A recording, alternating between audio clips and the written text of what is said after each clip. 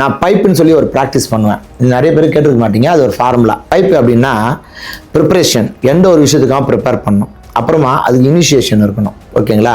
ஒரு பட்டாசு கூட ப்ரிப்பேர் ஆகிட்ட பிறகு கொளுத்துனா தான் அது வெடிக்கும். கரெக்டுங்களா? அது மாதிரி ஃபஸ்ட்டு ப்ரிப்ரேஷன், அப்புறமா இனிஷியேஷன் பண்ண பிறகு ப்ராக்டிஸ் பண்ணணும். ஸோ இனிஷியேஷன் பண்ண பிறகு ப்ராக்டிஸ் பண்ணோம்னா, ஒருத்தர் சொல்லிக் கொடுக்கும்போதே ஒரு விஷயத்தை எப்படி சொல்லுவாங்கன்னா, இப்படிலாம் பண்ணுப்பா, இதை பண்ணால் இது நடக்கும் அப்படின்னு சொல்லுவாங்க.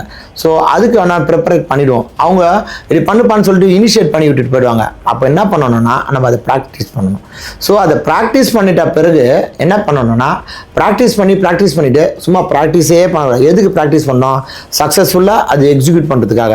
So preparation, initiation, practice and execution. நிறைய பேர் இந்த எக்ஸிக்யூஷன்லாம் தாங்குவாங்க. பிளானிங் பண்ணி எக்ஸிக்யூட் பண்ணால் மட்டும்தான் அது சக்ஸஸ் வரும். பிளானிங்லேயே இருந்தால் அது பேப்பரில் தான் இருக்கும், எக்ஸிக்யூஷனில் இருந்தால் தான் ரிசல்ட்டாக இருக்கும்.